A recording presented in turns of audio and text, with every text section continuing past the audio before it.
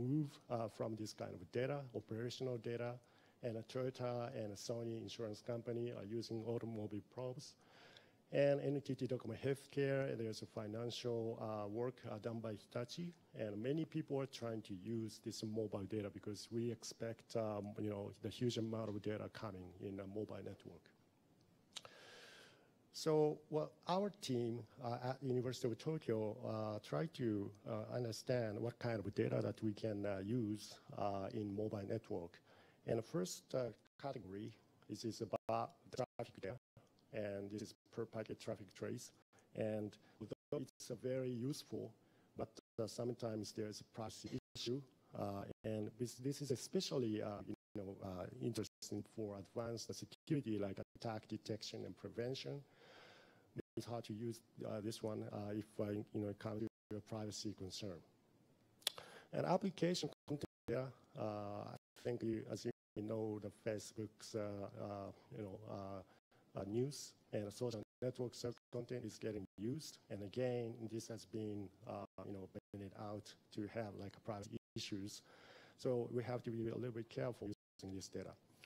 And the third one is an interesting data, operational data, because the network equipment is being softwarized. Many people are using a software program to develop the network equipment, so we can insert a data footprint easily and flexibly so that we can detect anomaly and predict the malfunctions.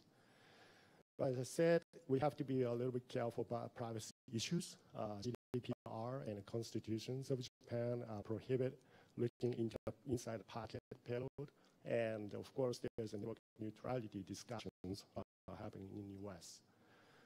So I don't have to teach what the GDPR means, but it says that privacy must be respected.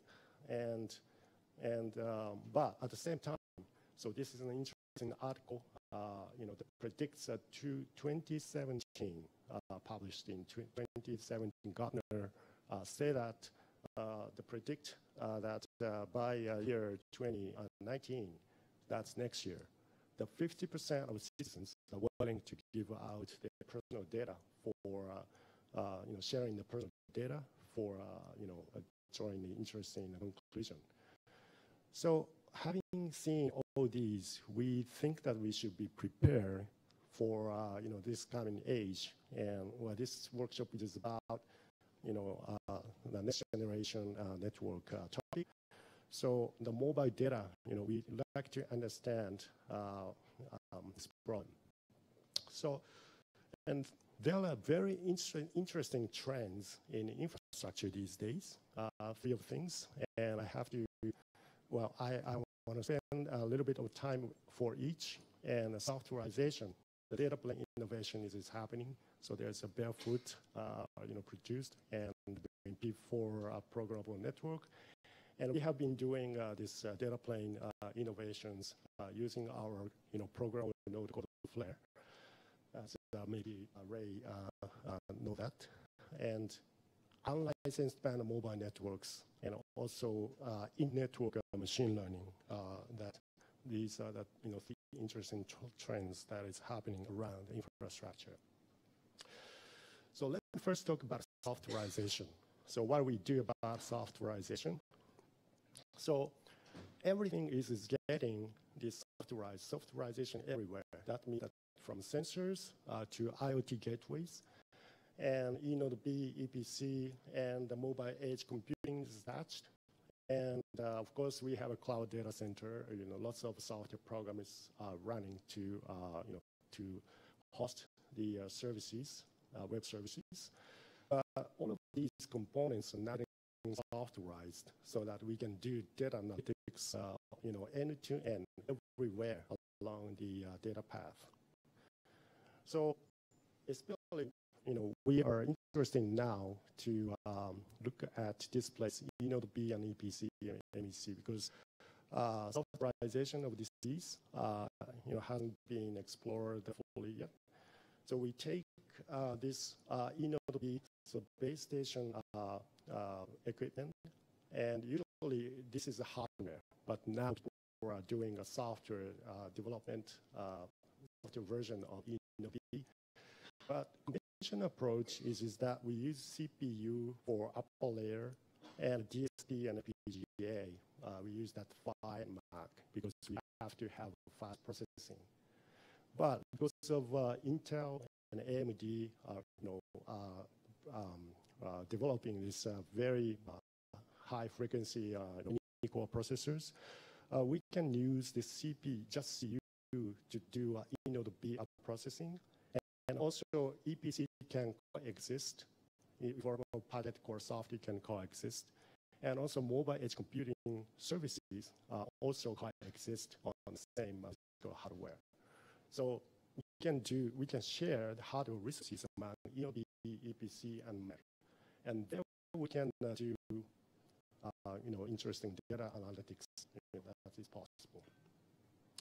So the challenge is here is that the processing power for complex data processing, because we are doing interesting things here, but you have to consider how we use this processing power for complex data processing. And also stable operations, especially preventing fluctuation in latency, because if you use software, so then you have to be careful about latency fluctuation, because people don't want to have jitter in the data path.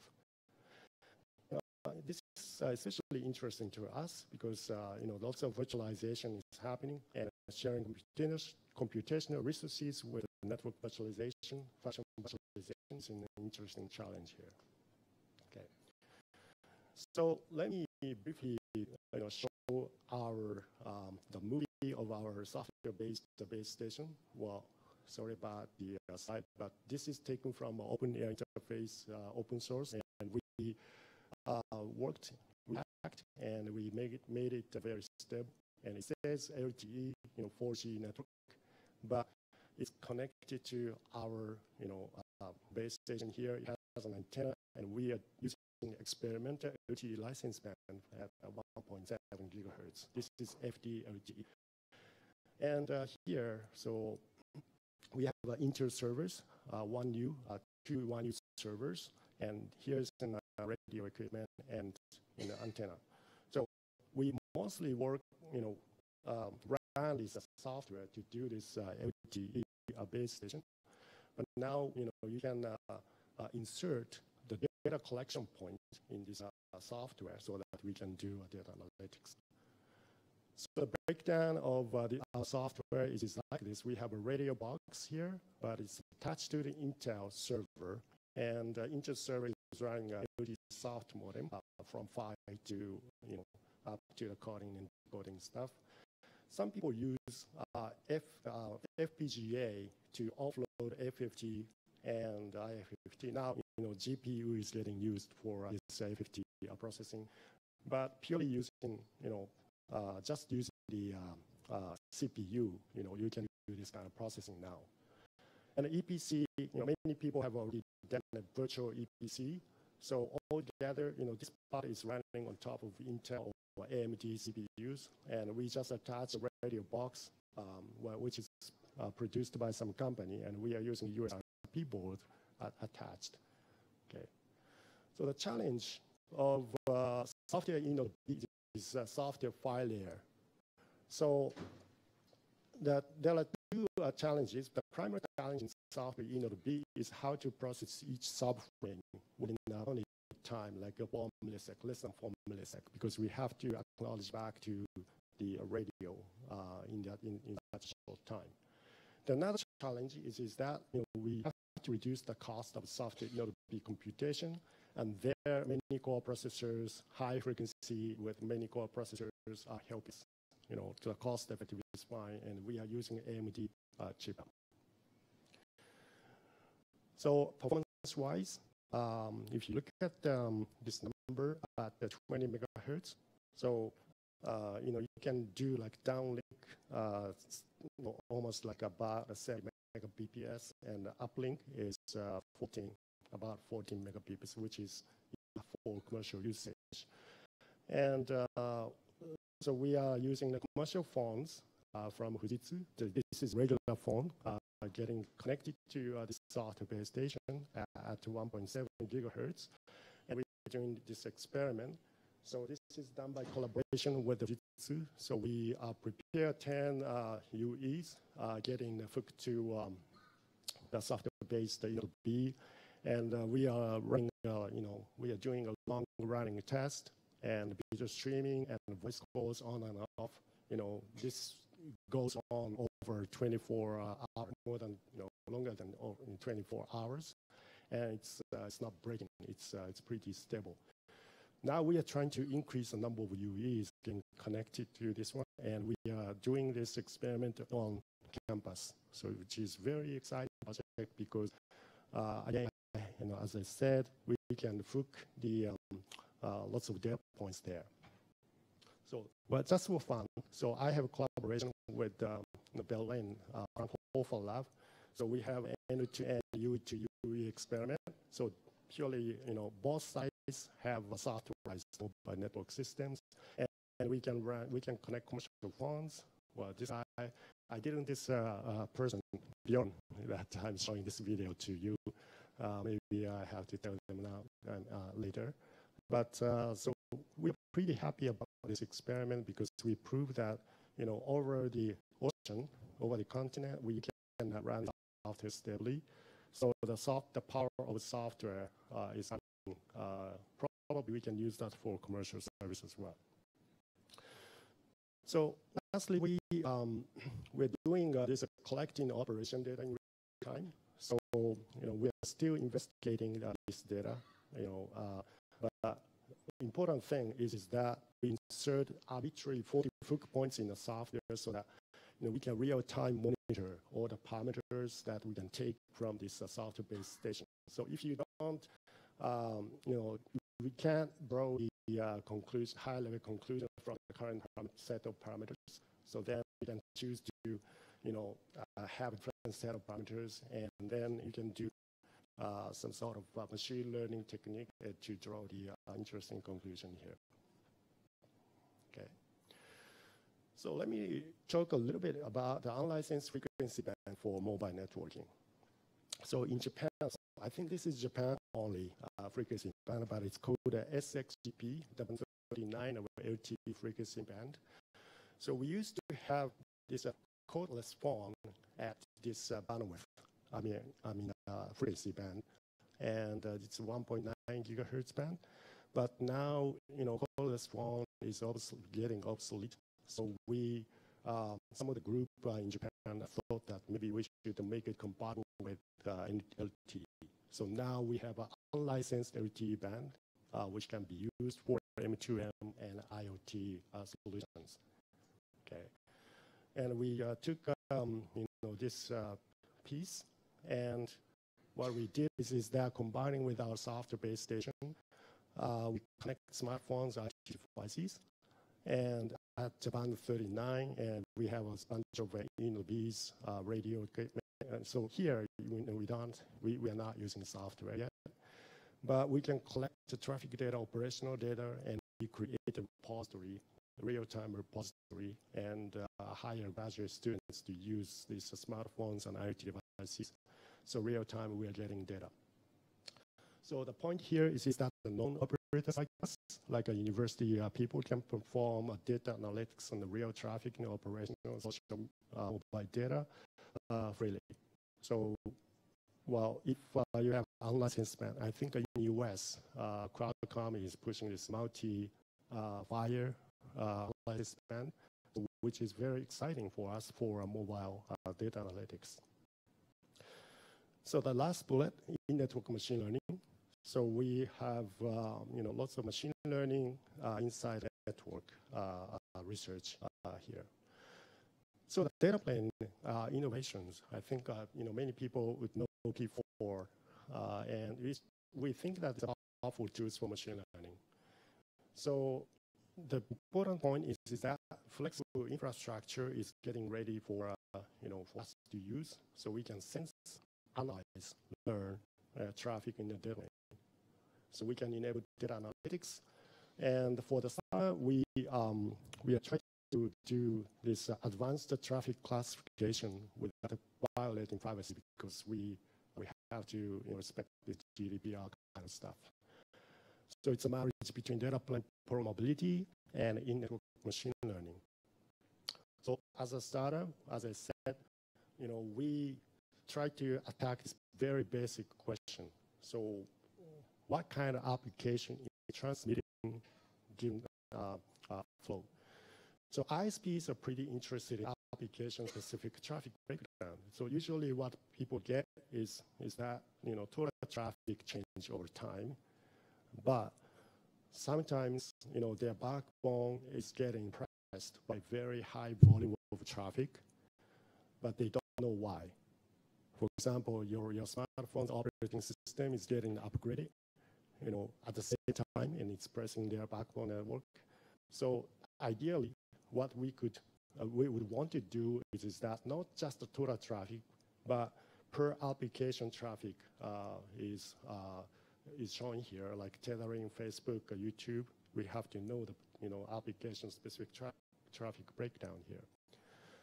So can we do this using our programmable data plane equipment? So that's the basic question that we asked, and we have been working for several years now. And this is done in MVNO. We have lots of MVNOs in Japan. So between the MNO, mobile network operator, and cloud, we have a mobile, mobile virtual network operator here. So we add mobile network virtual network operator to put our node. One is Flare. We try P4 as well. So the idea here is that as soon as these smartphones transmit something, we modify this the smartphone's operating system so that it attaches some extra information to the packet. So it's a meta information like application name that is transmitting a given flow, and we monitor this telemetry. We monitor the traffic, and we associate these characteristics with the application name and bring it to the cloud so that we can use GPU to do deep learning. And once we learn, there's a feature data, so we update a classifier here, and we do a traffic classification based on the application. So the regular phones are transmitting the packet, which is not tagged, but it's because of this machine learned traffic classification, it goes to different slices. So application 1 to application N, and we can do mobile edge computing for particular applications. So I'm showing the video of this supervising smartphones, how we generate this traffic for deep learning, which is a bit interesting. We modified these smartphones, and we put this Flare node programmable node in an MVNO. This is a remote console, so you can check what it is trying to do. So I'm operating these smartphones, and this is Chrome software. So then it detects Chrome is transmitting packet. So I'm operating Firefox, and it's detecting the Firefox.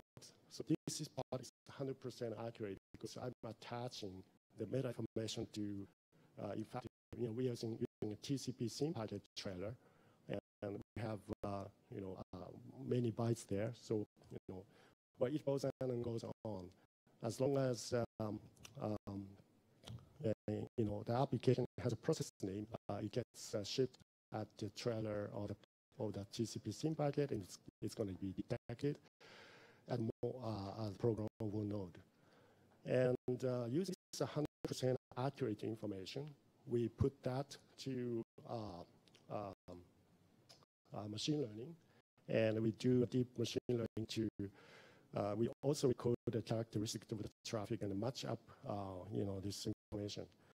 So again, I'm showing this part. I'm generating a supervising smartphones. We attach application tag and instruct this deep learning machine engine and updating the classifier so that we can apply this classification engine to the regular smartphones traffic. So we use a TensorFlow deep neural network open source software, and we are taking the usual 5 tuples and also with additional features without violating privacy. So many people here may think that I'm doing a DPI, deep packet inspection, but we are not doing deep packet inspection. But instead, we are using some additional features which are not violating our privacy. Okay. I'm showing what kind of features that we are using. So just to show the result of our experiment, so traffic, we take 39 days of mobile phone traffic. My graduate students are happily using the free phones and generating this traffic.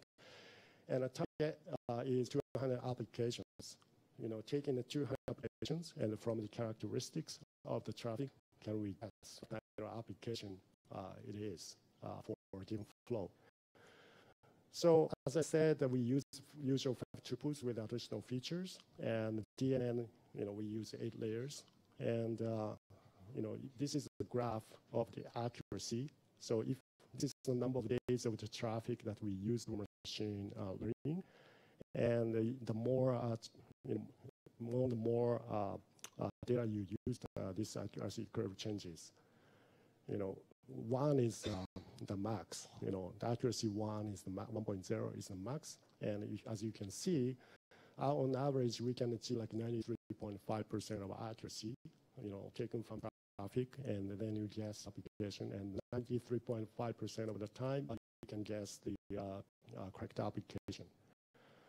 But from this, well, by the way, the yellow curve is accuracy, and the blue one is a traffic volume per day, normalized to 1.0 maximum. So as you can see, so this accuracy changes over time, but if you use more and more data, the accuracy kind of decreasing a bit. So this means that you have to do this in real time because the data, characteristics changes very rapidly because people are using different application day by day.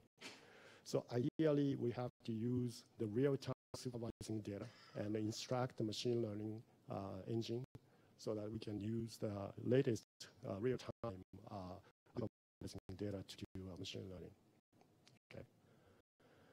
And we noticed a very interesting thing, the TTL, counterintuitively, because we didn't expect this, the TTL is most contributing to the application identification. So, for example, so this is a test accuracy. If we use a feature vector of the server IP server port and buckle, and if we add a TTL downlink and uplink, so then we can increase accuracy by 20%. Okay. So I wonder why the TTL is contributing most. And then this is a mobile network from the PGate to the server, which is very high association between the service type application and TTL. Number of hops changes per application. But until we do this machine learning, we didn't expect that the TTL is most contributing. That's an interesting result. And again, the packet size, we try to do a packet size change in time. We take a series of packet size of the first 5 packets of each direction for a given flow, and then we can increase the accuracy by 10%. Okay. So we don't know the reason why it was as a very good result, but in total, so we can achieve like over 90% of accuracy.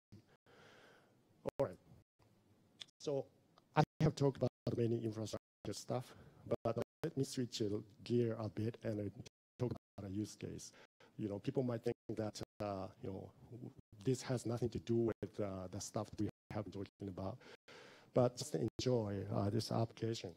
And later I come back to the problem of the stuff that I talked about.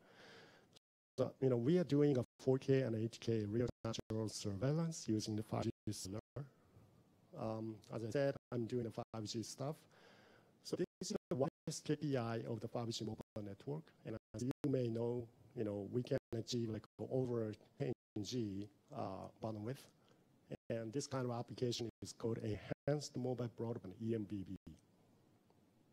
And people have been discussing, what can we use this high bandwidth for? What kind of application is possible? And KDDI and I try to to think of this application, we have drone, and here's a 5G tablet, the real 5G tablet by Samsung, and we use a millimeter wave, 28 gigahertz band, and you can drive, you can fly drone about 150 meter above the ground, which is the low, constraint at a low in Japan. But you can shoot 4K video feed, and then you bring this video feed real time using 5G to the ground, and you can watch the 4K movie in real time. So we can achieve for this particular application, we can use a 200 mega BPS. But when we tried that, we found many things. Okay, so I'm showing the how we did this experiment. On campus, we fly this gigantic drone, and the president of my school is not very happy about that because it's pretty dangerous looking. And this is a radio equipment, and unusually, so it's facing upwards because we have to capture the signal from above the ground in the air. The drone is transmitting signal to this equipment. And this is the feed shot in the air. So these are the KDDI people and waving hands. And this is the real 4K video feed. We are stitching like 6 fisheye lens cameras feed together. So there's some delay. And you can move around. If you have a VR goggle, so you feel like you are in this drone flying around, which is pretty cool demonstration, and my students love this demonstration. So, well, this is good for a high bandwidth, but another interesting API of the 5G mobile is ultra reliable and low latency communication. We can reduce the widest part of latency below 1 millisecond. So that's the goal. Okay, it's called URLLC. Okay, so we thought about how can we use this feature of having the 5G mobile network. So what we did is that we thought about object recognition. So we take this open source software, which is called YOLO. I think you might be familiar with that. This is the 30 layers of a deep neural network, and taking real-time webcam video feed and analyze this data, which is pretty fast. And we want to use that in a drone and try to detect object in a short time and send it to the ground in a very short latency. And because we have to load in this equipment, so we are using a small form factor GPU.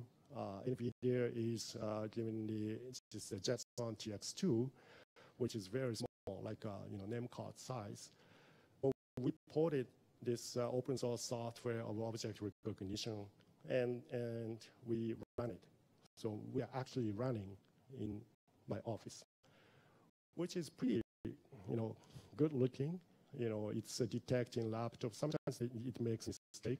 I'm trying to deceive this, machine, and wearing the same color tie with the shirt, but it's not deceived.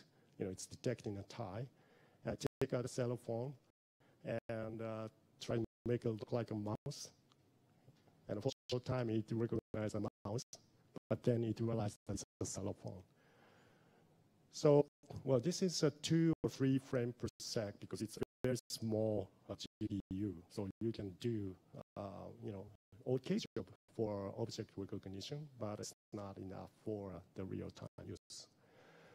And we look at this, GPU on the drone and try to capture the person on the ground, and it's detecting most of the time.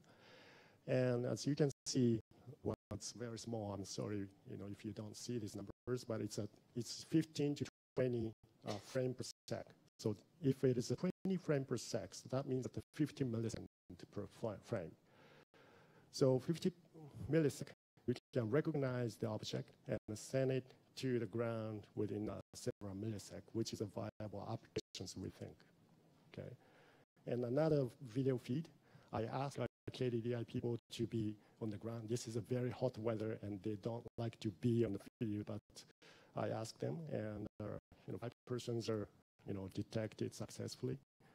And we are using this very simple model for detecting objects. So it's fast.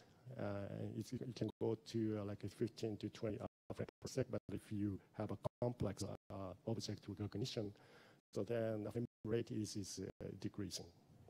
Okay. And my student took, this is a random video from YouTube, and tried to apply the same model. Mostly it can detect the object of the fine, but sometimes it fails to detect, like cars here are not detected there, and there's a big square called car, which is wrong.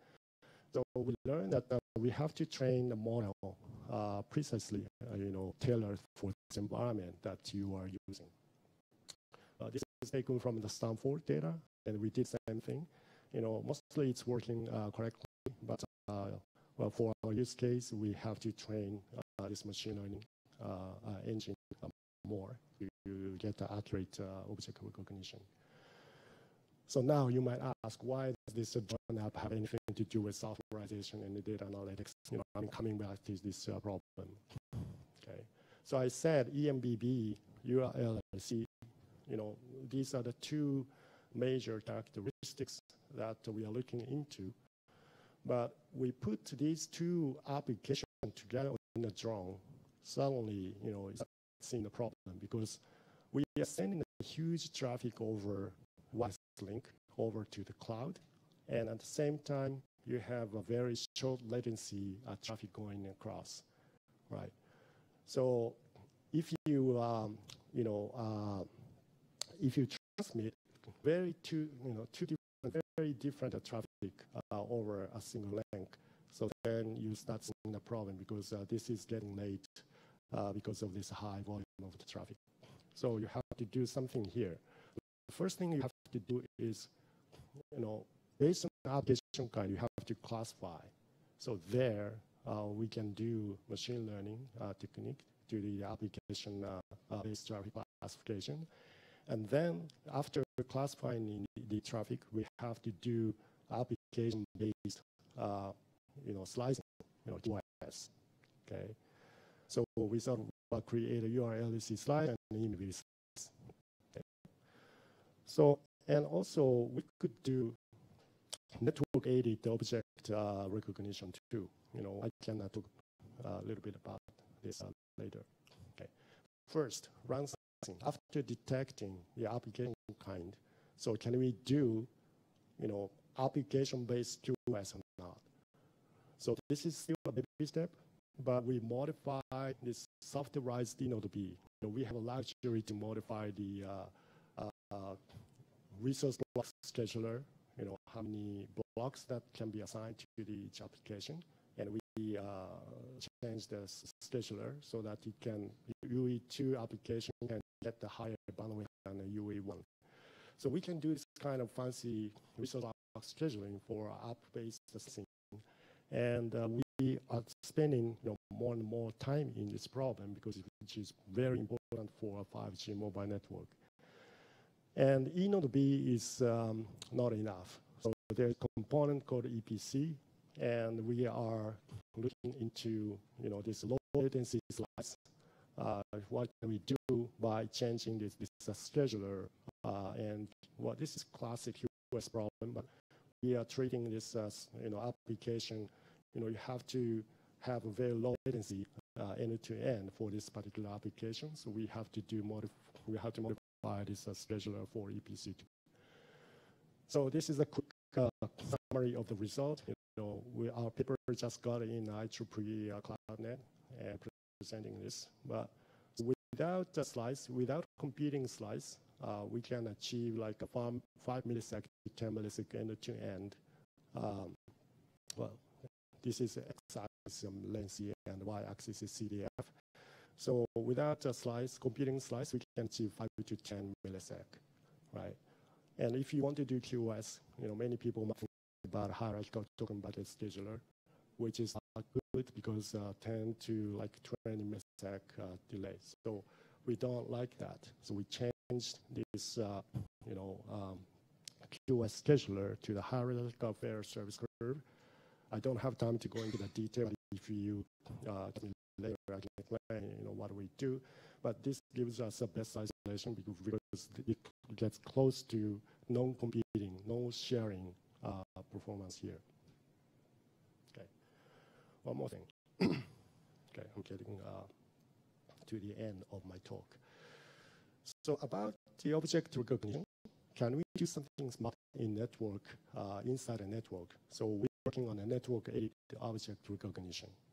Okay, so the problem here is that we have a small GPU and which produces low the frame per sec, and but so because of this problem, many people, conventional approaches is that they don't do GPU here. They bring the GPU in the cloud and they do object recognition here.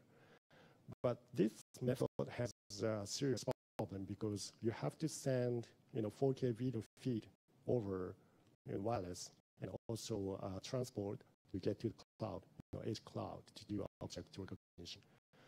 So just one application case is fine, but if you want to have many instances of this kind of application, so this high bandwidth part is getting in the way.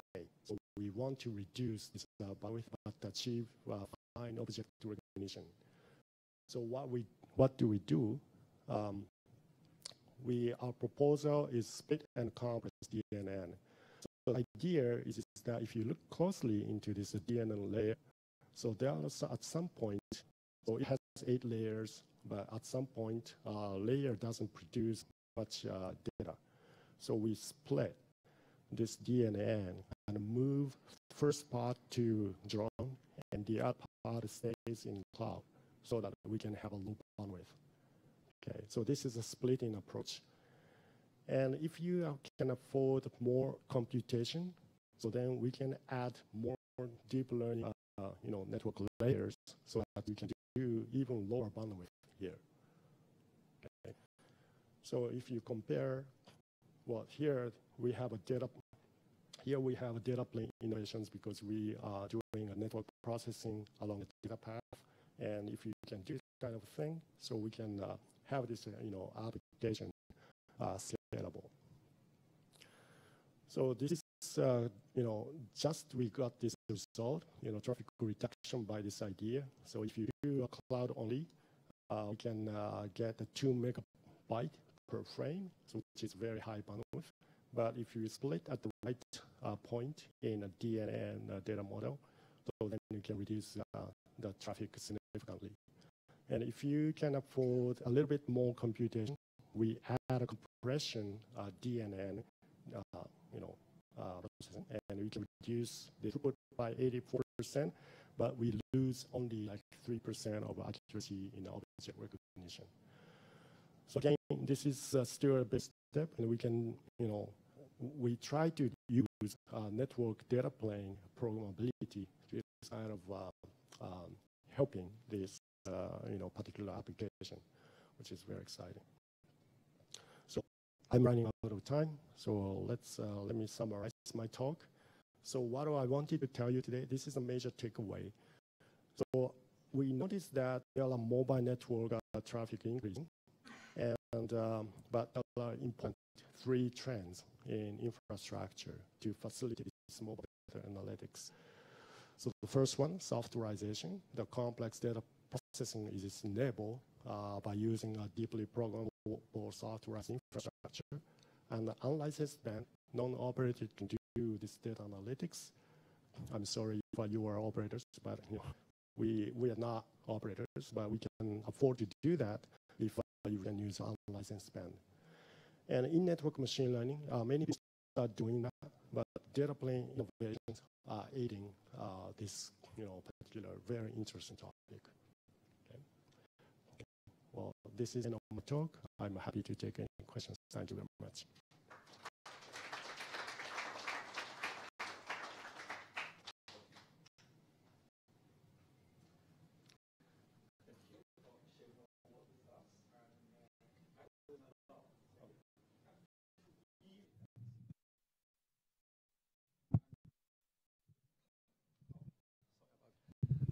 So you talked about a lot of like, softwareization and how useful it is. So I'm wondering, in the networks, what cannot be softwareized, but right? So I want to find the boundary here. So which part, I know the function can be something can be softwareized, but which part is not? So that's my first question. Second one is that in the beginning, you said variation in latency is important.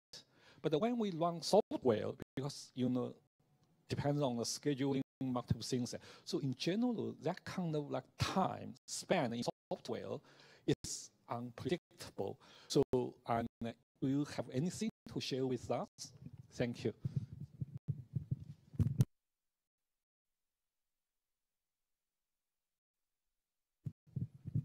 So thanks for good questions.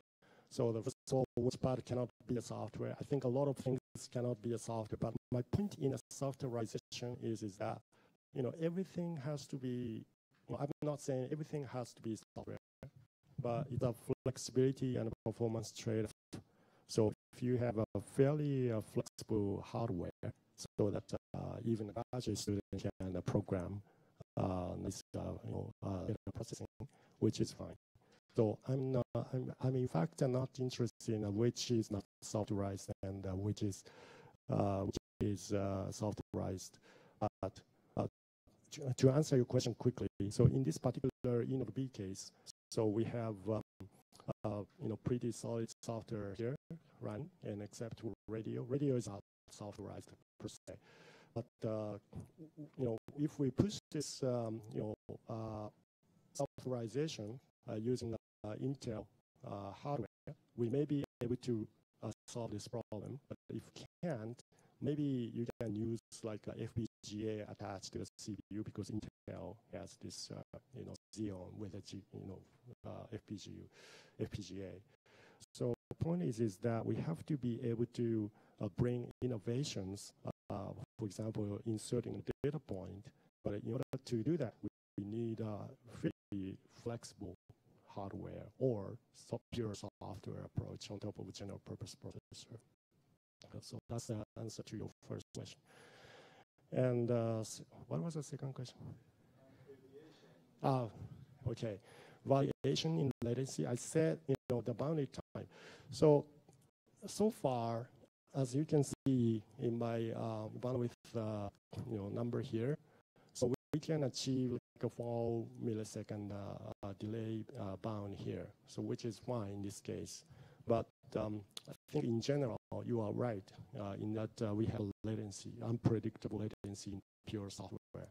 So maybe we may be able to solve this problem by queuing, active queuing, or maybe we have to use particular hardware acceleration for that part. But again, getting back to your first question, my point is that always flexibility and performance trade-off. We can use the right equipment to achieve your goal.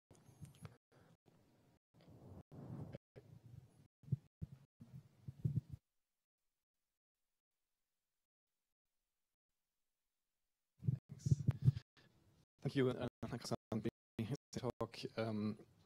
So in general, I think you are trying to make the case for enhancing or empowering the data plane to do more useful functionality.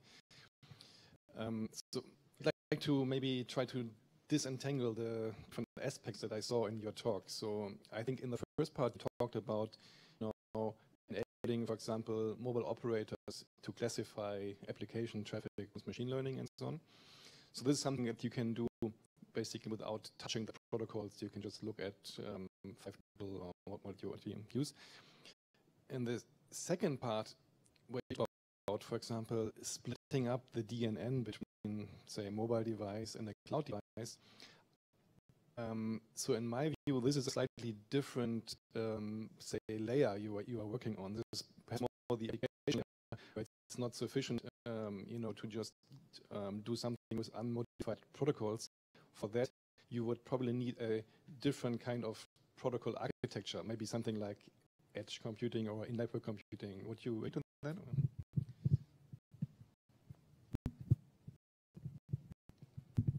Well, this is what I like most about SIGCOMM. Thanks for a very good question. So to answer your question, so I show the application of data plane innovations, which is underlying layer of like application identification and up to like a mobile drone applications. But my point is that so now we have to think carefully that once you can program data planes, we can think about application, driven by application use case. We rethink what's the infrastructure should look like. So although I showed two different applications, underlining my interest is that rethink what the infrastructure should be like. So the first application identification, we modify the protocol, but we embed some programmable component in the network to detect that application. So we are bridging between the application and network infrastructure so that operation of the network is kind of easier for operators. Well, that's the case that I want to make. If you see this example, people might think that, okay, we abstract the network, we separate application from the infrastructure by socket interface, but you might want to bring some application context into the network so that you can control the application traffic is, in a big way. So I'm trying to pose this question. So this is a data plane innovations job to do that.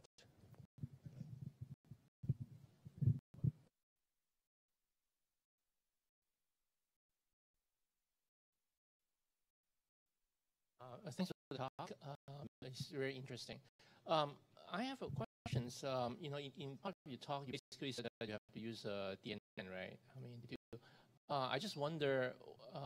I know a lot of people using DNN right now, but why can't you use some other machine learning techniques?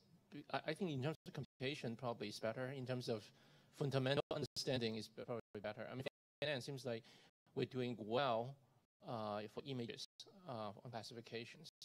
But the thing is, when you do that, like at the end of the day, you say, oh, why packet size, why the TTL makes sense.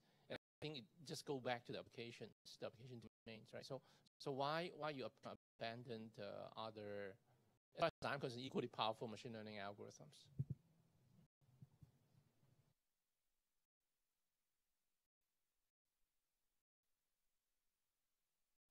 So thanks again for a good question. So I'm not into DNN only for this machine learning type of data processing.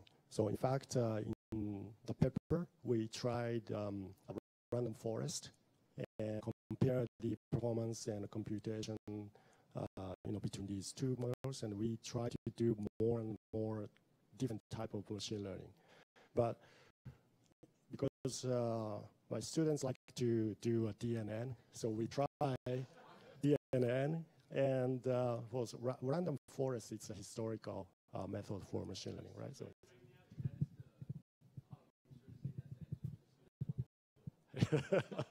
yeah. So, but my point is that we just showed extreme usage of the machine learning equipment like GPU.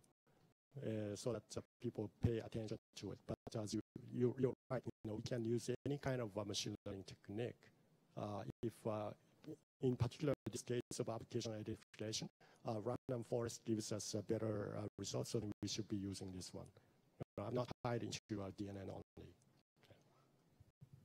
Okay, so thanks again for your very nice talk, and there seems to be a lot of interest. Please follow up individually. We need to get on with the program, so I'll ask Kiran if you want to get this session started. Or who is? Okay. Okay, so thanks to the speaker.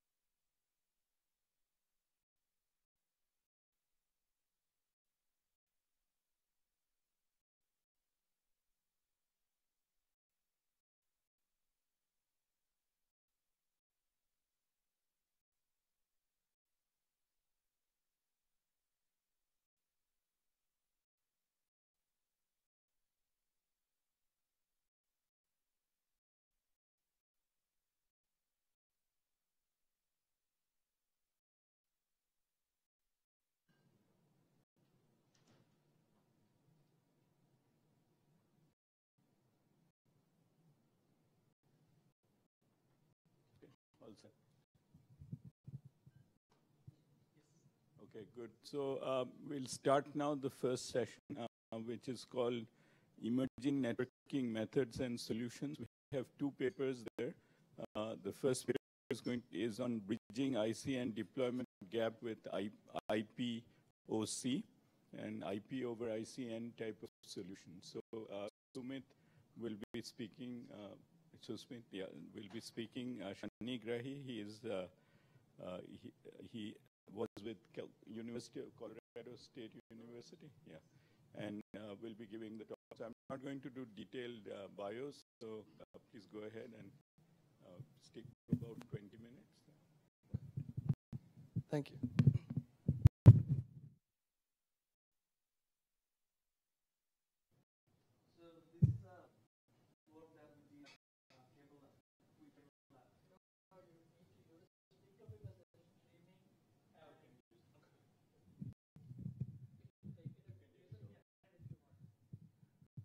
This is fine. Thanks. So since we are talking about software routers and software eNodeBs, the one thing that's great about software stack is that it's really flexible. So why stick to existing technologies and not expand it to future technologies? So this work is about bringing ICN benefits to 5G networks. So we found that ICN has a few very nice properties that can help with mobility. For example, it has stateful forwarding, so you don't need to create paths before you forward. There are caching, in-network processing, in-network data analytics. So we have all these nice properties in ICN, but how do we get them into current 5G paradigm? So one way would be to run two parallel networks, one running IP, another running ICN, and it's a bit of a cost problem, and also how do we make sure they're interoperating correctly?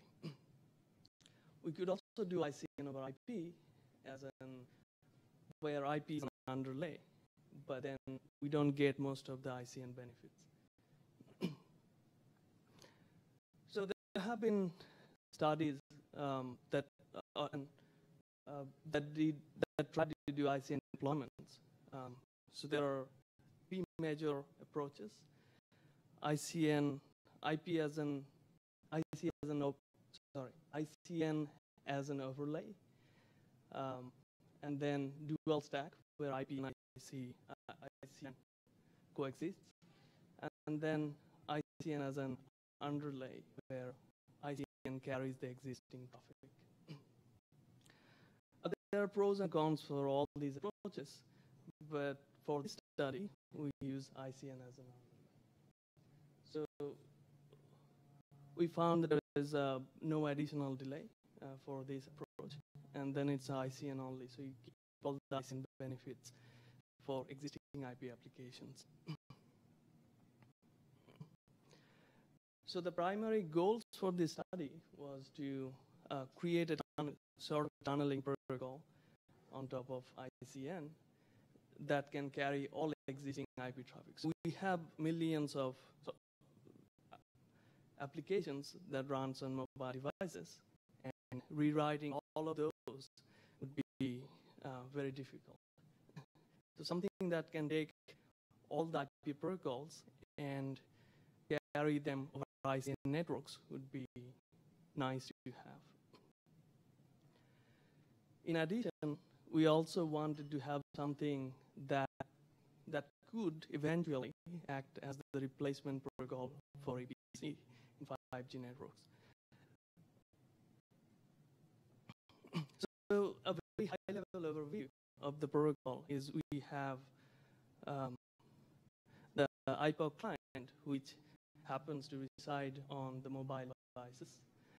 And then there can be several types of access points. Could be Wi-Fi, could be small cell, macro cell. doesn't matter. And then there would be a gateway at the edge of the mobile network, which will connect to the IP network on the other side. So going into a little bit more detail. So we have our existing application on the mobile device here, and then the IPOC client resides between the NDN layer and the IP layer and translates between these two. And then there is the physical layer, the link layer, that works as it does today.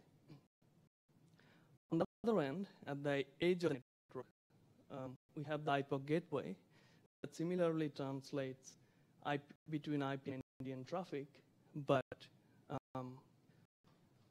it's inverse of the stack, where it receives NDN packets and then translates them into IP packets and then forwards them into existing IP network. So it also supports the consumer mobility. So the way we, the high level, at a very high level, we encapsulate the, so ICN has two types of packets. One is interest and other is data. So we encapsulate the outgoing messages. So the upstream messages are encoded in the interest payloads, and the data that's coming back that are encoded in the embedded in the content objects. So here is an example of how the actual routing works. So for example, say your mobile device has 11.0.0 something IP address. So the gateway here, it announces a name prefix, which happens to be IPOC, and then hex encoded IP address into the NDN network. And then to the internet, it announces 11/24 as normal. So when traffic is coming back, it sees that it needs to forward the traffic to 11/24. When it gets to the gateway knows that 11/24 translates to this NDN prefix, and then it forwards that over NDN network to the mobile client, which then again knows that anything. So the IPOC client translates from NDN to IPA and then forwards that up to the application stack. Okay, so a little bit details on how the packet flows work. This is IP upstream packet flow. So we have the application stack that has as an IP packet source and destination address. It comes to the IPOC client. It's encapsulated as an interest payload. Then, so we have the IPOC, we have the NDN name, the payload, and in the payload there could be multiple IP packets. Once it reaches the gateway, the payload is separated from the name. The name is preserved in a client interest pool, and the payload is forwarded as a normal IP packet because that's what that payload is. Similarly, when data comes back, we remember the names that we saved from the outbound path. We take the first name in the list and then encapsulate the incoming data with that name and then send it back into the NDN network. At the IPOC client, the data is decapsulated and then send it up the normal IP stack on the mobile device. Okay, so the name convention for IPOC is simple. We have the /IPOC prefix at the beginning, and then hex encoded IP address, and then a unique sequence in base 64. the names for NDN routing, those names would be sufficient. In case the carrier is using carrier-grade NAT, it could be extended to have the zone ID and then the private prefix. And IPOC could work in both of these cases. So another question is, how do we manage in-flight count and flow balance when we are sending packets out? So we keep interest deficit report, IDR. So every time a interest goes back, it goes out, we reduce the deficit count, and then when data comes back, we increase it again. So that way the client knows there is if the deficit count is negative, it knows that it needs to send more interest. If it's positive, it knows that it needs to back off. So right now it's kind of simplistic, but it could be dynamically adjusted based on the traffic pattern if required. So how does this perform in real world scenarios? So for evaluating this, we used NDN-SIM. We created a very simplistic topology. We have a bottleneck link here, which is 100 megabits per second, and then we have 40 gig uplinks all the way through the producer. So the right-hand side shows the overhead IP, the comparison of overhead between IPOC and IP. So the IPOC's good port is a little bit less than pure IP, about 5%, which is expected because of all the signing overhead and the name component. And the name component overhead that goes into an interest and data packet. On the left-hand side, we compare IPOC efficiency, which is the overhead for each packet. We consider IP doesn't have any overhead, and IPOC has a little bit of overhead because of the signing and the names. And this is the comparison between GTP tunneling and IPOC.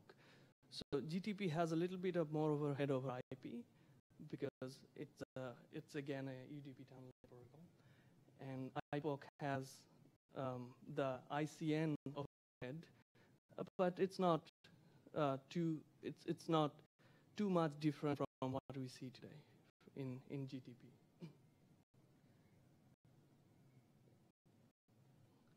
Okay, so the latency for single file download, we remember in the architecture we have a table which maintains the flow balance. So at the gateway, if there is no pending interest, the incoming data packets are going to wait until there is something at the gateway. So this is where these spikes are. This is what the spikes are for, because at the beginning of the flow setup, the packets are going out, and then till that table is full, it cannot send data back. So it's waiting a little bit of time before it can send data back. So that's why the increased latency over there. Once the table is full, it doesn't change too much, and it has pretty much steady latency. Okay, so the takeaway from these slides is that IPOC can maintain the current level of performance with a slight overhead. Now talk about how ICN can benefit. So we showed that it works. The performance is similar to what we see today, but what new benefits can it bring to 5G networks? So this is a handover, well, simplified handover protocol on the right-hand side. So right now, what happens is something moves. So the UE moves from one node B to another, and then there's a X2 channel that's set up so that the existing communication can continue without breaking maybe the TCP sessions. So upstream traffic goes through the target in node B, but the downstream traffic goes a longer path that flows through the source in node B, and then once the path setup is complete, then the traffic can move through the target in node B. So with ICN, that becomes a lot more easier. So we are going to talk about two modes of handover, the hard handover and the soft handover. In the hard handover, you tear down the underlying radio channel before you move to another node B. And in soft handover, you simultaneously use both, which is difficult to do today because IP uses only one route. So with ICN, this is what's.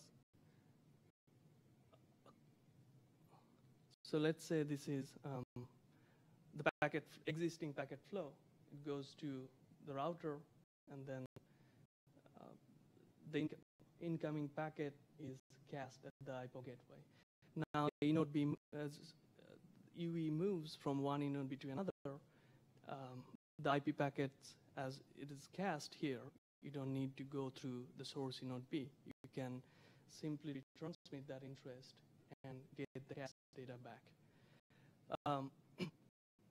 One caveat on this is, unless you have enough caching capacity at the gateway, it's going to lose packets and then going to delay the communication. So I'm going to skip this one.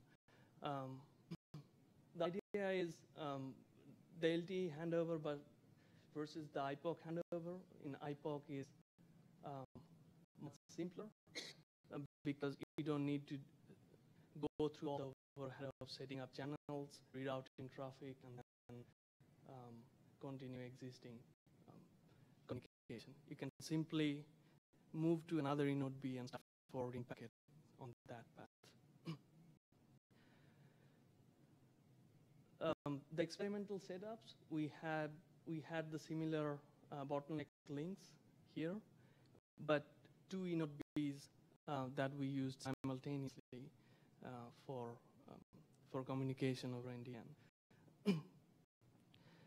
For hard handover, with IP, you see there's a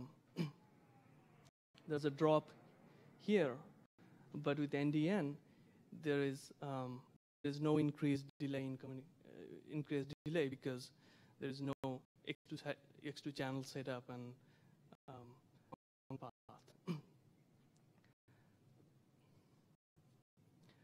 And another thing is NDN or ICN can use multiple links simultaneously, unlike IP.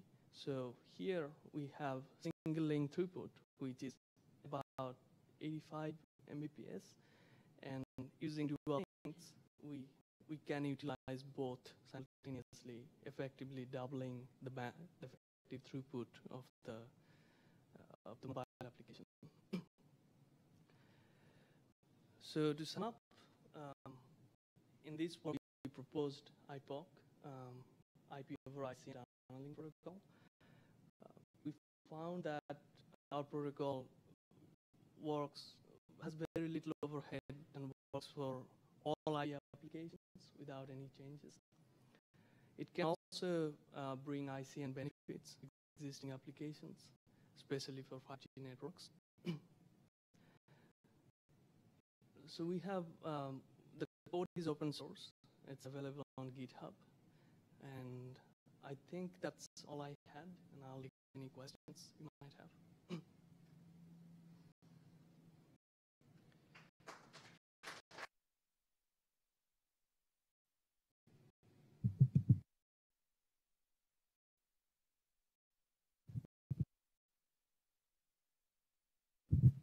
In your gateway design, you make an assumption that when you issue an interest, the response coming back has to be in order?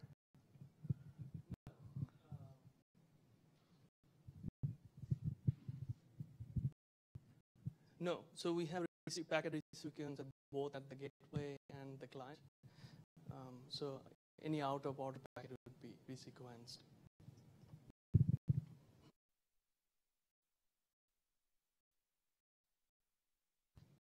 I was wondering, do you have any sort of feeling about how transport reacts to this new situation, since packet losses will be hidden if they happen on the, let's say, IP part of the network, and how timeouts and etc. are handled at the transmitter?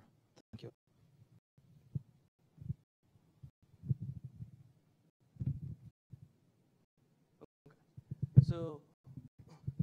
So right now the timeouts are fixed, but it can be dynamically changed. We didn't do this for the simulation, but there is a, so the throughput would depend on the timeout value. So if you have very small timeouts, and then if the gateway here says that it doesn't wait for the packet to come in and declares that it has timed out, eventually that propagates to the client, and then the client, because of TCP, it retries, or if it's UDP, then it does something at the application layer.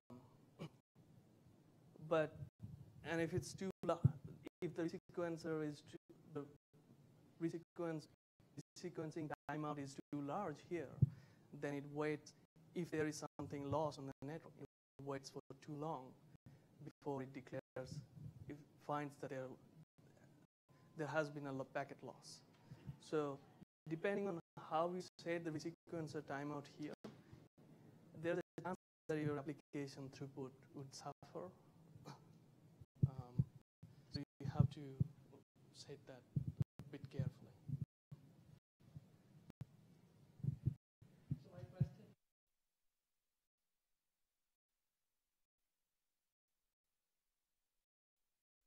So I had two questions. So one is like I thought that design was that IP was sitting on top of NDN. You actually implemented a consumer and producer IP applications to basically send and get the data between it. But doesn't seem to be the case.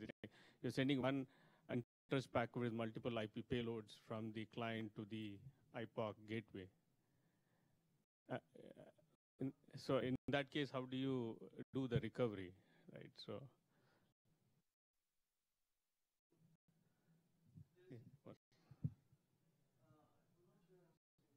there was a previous slide. I think the previous slide in the upstream. Yeah. So you're sending IP interest and you're sending an IP packet, IP payload in the interest packet, right? I mean, I was thinking that for basically if the IPOC gateway has to get a packet from the IP client, it has to first send an interest and get the data back.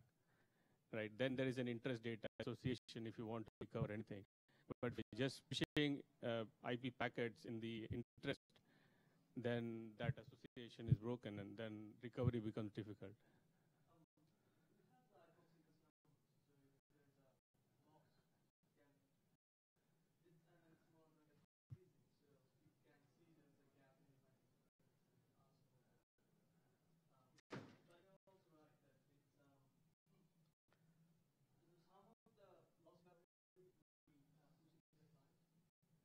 Okay.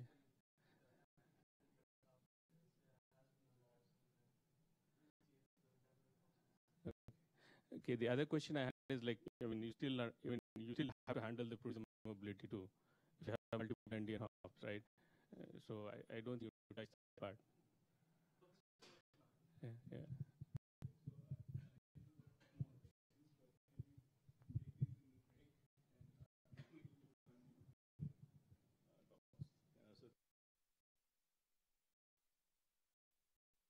Okay, so our next paper is called Data-Driven Approaches to Edge Caching.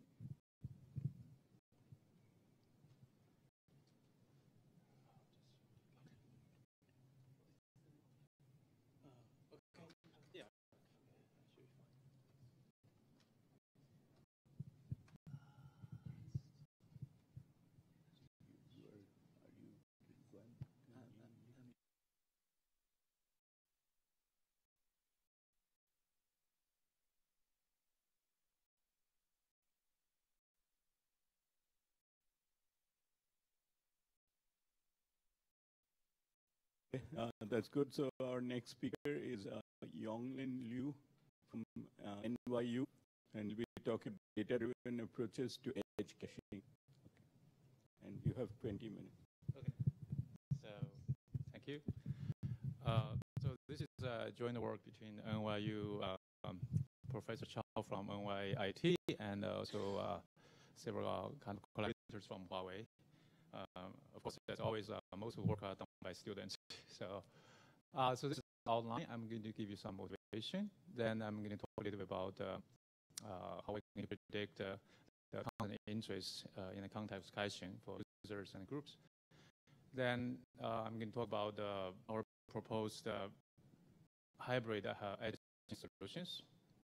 Then I will talk about some evaluation results using a real VOD physics. I'll conclude the talk with some future work.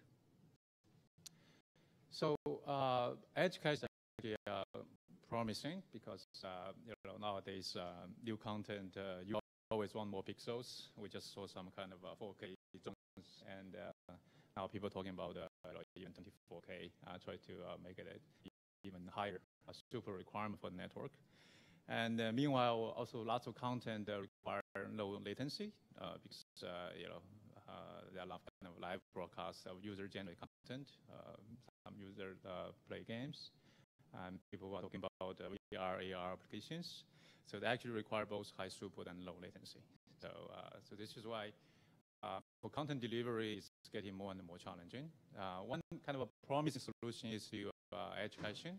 So the idea is kind of intuitive and makes sense. So you try to push content closer and closer to users, right? So you are going to deploy a large number of small cache boxes very close to users. For example, you can put one cache box at the let's say base station and 4G or 5G, and hopefully you can achieve higher throughput. You can reduce the latency of content access. Okay. But there's some kind of challenges for you to do this kind of edge caching. And so one problem is since we are now going to push the cache box closer to users, each cache box only have a very limited resource availability. Right? So you cannot have the same amount of storage or memory computation resources as more centralized cache servers, which means each cache box now is not as strong as before. Another problem here is that each cache box now only handle a small number of users, right? Think about all users connected to the same base station. So we're talking about maybe hundreds, thousands of users. So the problem with that is now you have much lower degree of multiplexing, right? So if you look at aggregate behavior of those small populations, it's not as stable as if you have a large population, right? So simply to add all of large numbers is not going to be as effective. When we talk about 1 million users, you can look at the aggregate behavior. Okay, so this is why traditional caching algorithms are not going to work well, right? So we're talking about least frequently used or least recently used caching algorithms. Those are the simple ones, but effective when we talk about centralized caching. But now for edge caching, most likely they are not going to work well. So this is why we want to have some kind of a better or new edge caching algorithms. This is actually really a motivation for our work. Okay. So the idea is, again, the rule of thumb here is that if you want to achieve, let's say, higher caching performance, you want to achieve higher, let's say, content hit ratio, you place contents that are most likely to be requested in near future in your limited space, right? So that's basically the idea. Okay. But the challenge here is how can you predict which content will become popular, right? So what are those content will most likely be requested users in a short future time window? Okay? So that's a key problem for caching. Okay. So there are some kind of a simple or statistic-based predictions, right? So for example, when I talk about LRFU, you really look at those algorithms. They are very simple prediction, right? Let's look at, for example, LRFU. Basically use the content popularity in the past time window before now as prediction, right? Because there they said, the content get requested least number of times will be kick out from the cache, right? Because not likely going to be requested in the near future, right? So very simple statistical-based prediction, okay? Error use the same thing. So they are using a different heuristics. It basically says the content requested more recently will be more likely to be requested next, right? The least recently used will be kept in the cache, okay? So as I said, those simple statistics-based predictions work okay. You have a large population, but if you have small population, since the kind of the content popularity is not going to be as stable, so most likely they're not going to work well, okay? So our goal here is we want to dig deeper into the kind of content consumption history, and we try to obtain more fine-grained and more accurate user content interest predictions, right? That's our kind of main goal of this work. Okay. So hopefully I have enough motivation and a rough idea how we're going to go about solve this problem. So now I'm going to tell you a little bit more detail about our approach. So the critical thing here for us is to predict user or group content interest, right? So it turns out, and we can borrow some techniques from some different area. This area is called the recommender system, and this area actually study predict user interest, right? So the basic says that we are living in this kind of a digital world. We have this kind of information overload problem. We have too many choices, right? So those recommender system help us to make a choice. So this area is actually rooted back to cognitive science, information retrieval, but has become kind of independent research area since the mid 1990s, right? Because there are lots of kind of real applications. So nowadays, when you go to Amazon, when you watch movies from Netflix, when you listen to music from Spotify, they all give you some kind of recommendation, right? Which means they look at user content consumption history and they're trying to predict what you want to watch or what you want to listen to next. Okay. So there are two kind of mainstream approaches. The first direction is what we call the user-based, sometimes it's called a collaborative filtering-based recommender system. So the idea is trying to recommend items to users liked by some users with similar tastes, right? Okay. So then the key question here is how to identify similar users. Okay. Then you say I can look at the user profiles and using online social networks. I want to find out whatever your friends like and I will recommend those items to you. Or I can look at the content consumption or rating history of all the users, trying to find the similarity between users. Okay. Another kind of stream is called a content-based recommendation. So in this case, I know what you have consumed before, then I'm going to recommend some items similar to those items, right, to you consumed before. Okay. Of course, now key here is how you can find the similar items. You can do content analysis, right? So if you have the text-based, let's say, content, so lots of techniques you can do that. Or you can have some kind of description of the items, you can compare that. And also you can do kind of looking at the rating history. So let's say, what are those items have similar ratings as this item, right? So you can, based on those information, you can do a content-based recommendation. So for this talk, we're going to focus on user-based analysis because our assumption is the CDN operators does not have access, let's say, for now, for this kind of item description, okay? They only know the user content consumption history. That makes sense, right? Because CDN know which user access which content, right? So we can use those information to help predict. So one classical technique for this CF-based RS is called matrix factorization. So there's a paper from NIPS back in years back.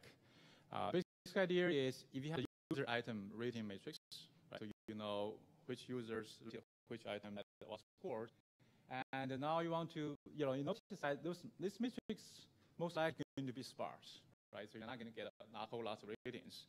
So now, given all the observed ratings, you want to predict let's say, observed ratings, right? So if you can predict those, missing ratings, in a way, you're predicting how likely the user is going to consume something, right? So this essentially becomes a matrix completion problem, okay? So this approach is actually what we call the probabilistic generative model. So assume that the user interest can be modeled by latent factor. Okay. So likewise, the content also have a latent feature. Okay. So based on this two kind of a latent content and user latent feature, so you can predict. So what is the user's rating for each item? Okay. So now we can use this probabilistic model, and you can use in the observed rating to the training, right? So after training, you try to identify the user latent feature vector, and you try to identify the content latent feature vector. Okay. So after you have those two vectors, you predict ratings, right? Right. So initially, how we can map this to our problem? Remember, we are trying to solve the caching problem. Okay. So here we are assuming that we have this kind of a caching network.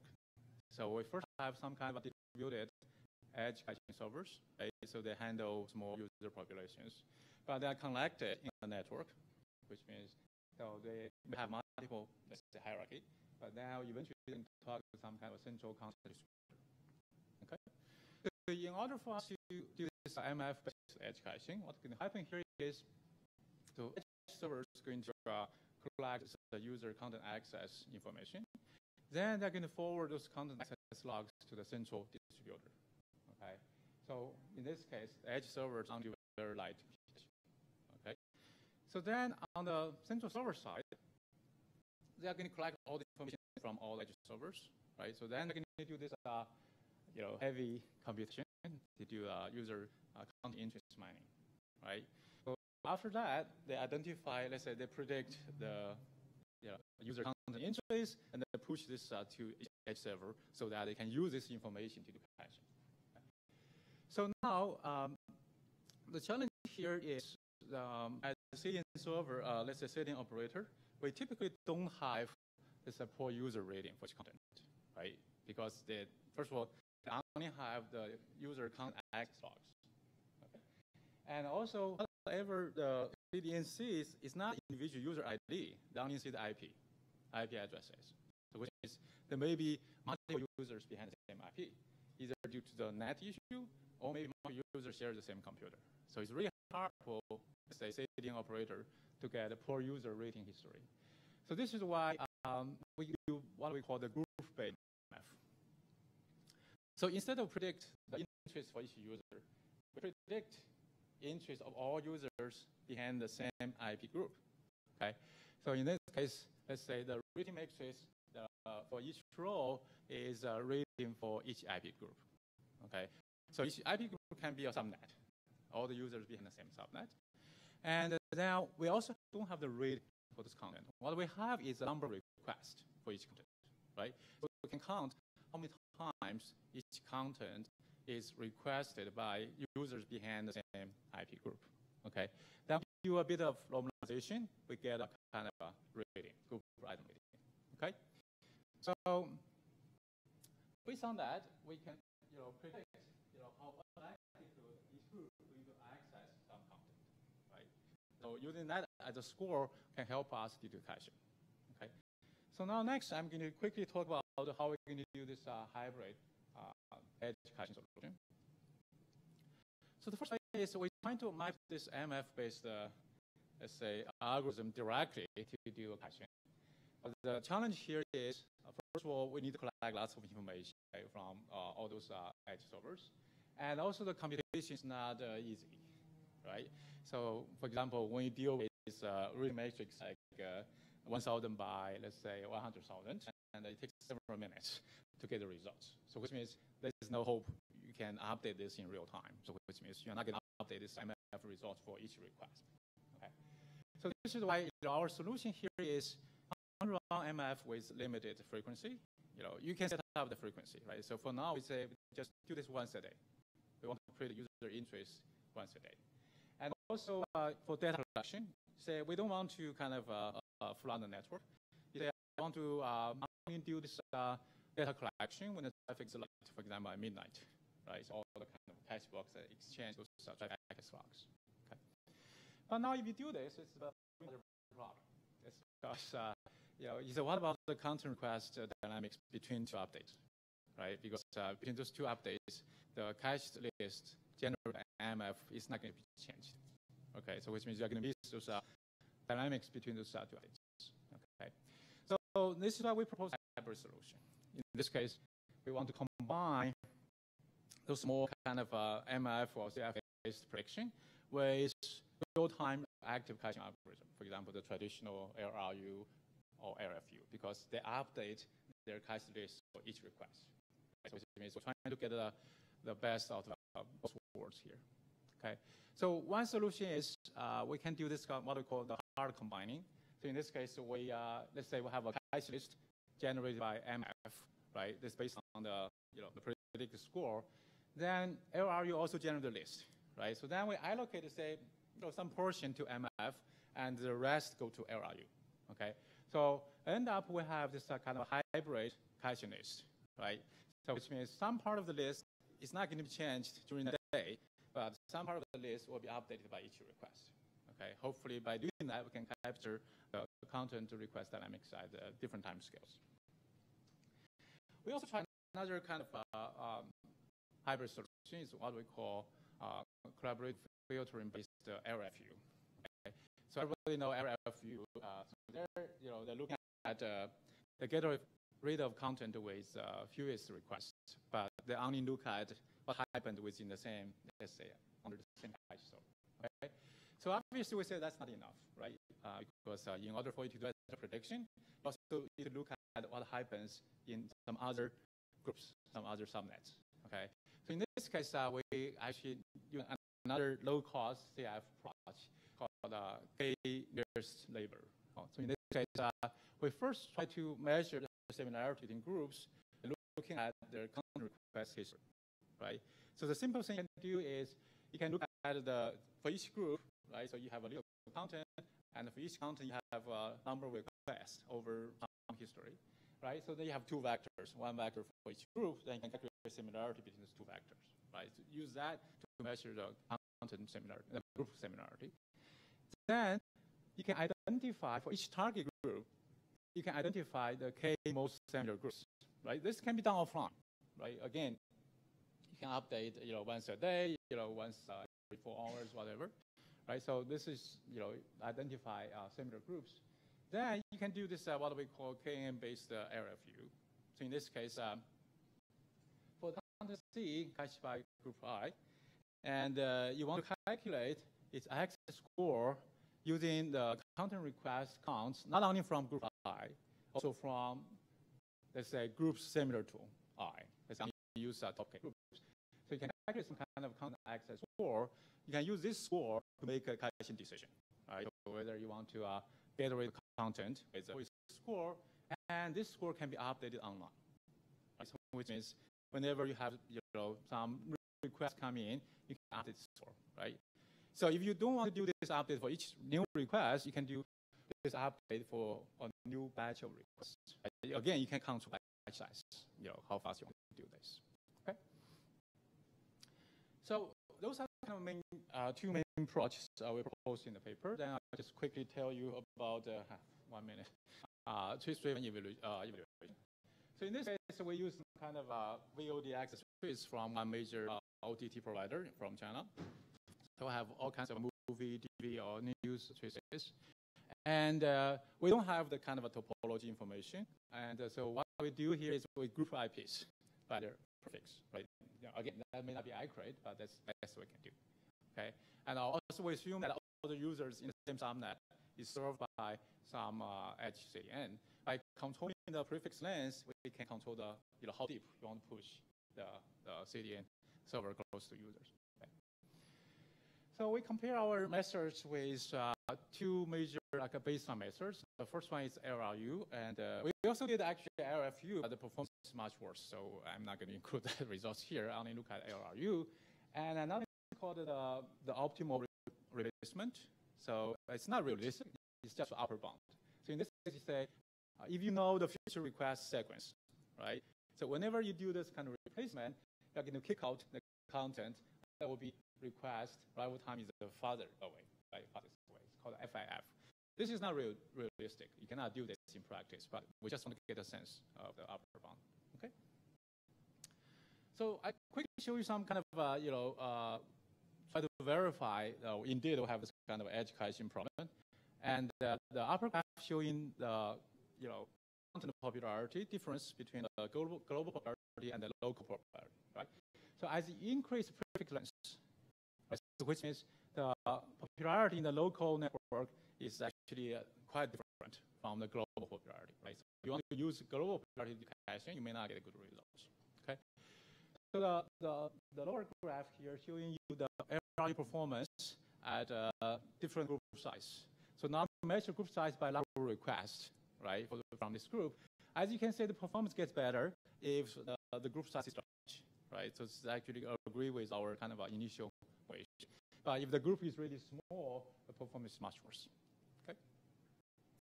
So then we compare our two main methods with ARU and the upper bound.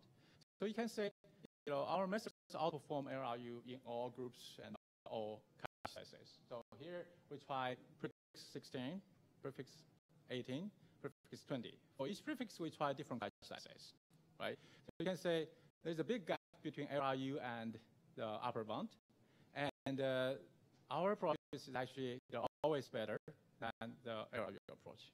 Okay. Another interesting here is if we compare, let's say we propose MF and the KN-based approach, and those are the kind of better ones marked by the red circles. Okay. Oh, so the basic idea here is that when the cache size is large, I'm talking about relative to group size, so MF actually outperforms KN, right? So the reason is that the KN can capture dynamic content, so which means it's the most effective when cache size is small, but the MF can better predict those kind of what we call warm content, right? So when the cache size is large, so this is how the content will be effective. So finally, MF can can beat the optimal upper bound. You say why? It's because MF is proactive, right? So which means we can preload content, but FIF is reactive, right? So you can only replace content based on what's coming. So if your size is really big here, so MF can actually outperform FIF. So I'm going to maybe quickly skip those additional here. I'm just jump to the conclusion. So in this work, we basically says that if you can mine the group user interest well, and you can actually significantly improve edge caching performance, which is much needed in the kind of edge caching kind of setting. And we propose this kind of hybrid solution by combining collaborative filter-based prediction with traditional reactive caching scheme, and so that we can capture content request dynamics at different time scales, and also we can control the communication and the computation overhead. Okay. As for future directions, and here we are doing very simple combining. Right? We just do this kind of proportion-based combining, get more adaptive combining, and the parameter tuning for different group size, different cache size can be another interesting problem to look at. We also look at so far we only look at what happens on single cache box. So currently we have some results also say how we can apply this to hierarchical caching. Right? So we can do this not only for one cache box, we can do this for multiple cache boxes together, try to do a coordination among them.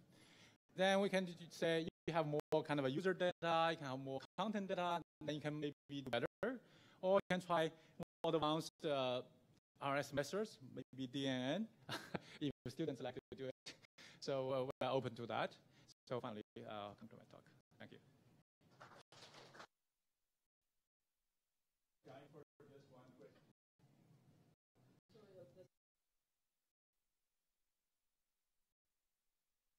Like this, where instead of using your LRU to generate, we separated out the cache and kept a portion for LRU, and we thought that it might be better to have that separation of having your recommender driving your pre-placement, but having a LRU portion to, base the replacement within that segment. Is that separation useful, you think, or is it better to do it the way you have it here? I think, the combining here is very that may be more adaptive. You know, that, you know, I think this kind of hard combining is not flexible enough, right?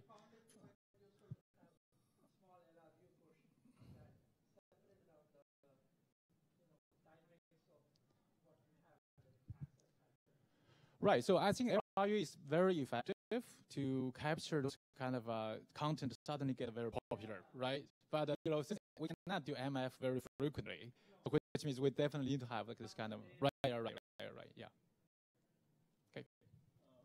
Thank you. And we'll be reconvening in about 10 minutes. I'm sorry that our break is reduced, but please come back and we'll start again.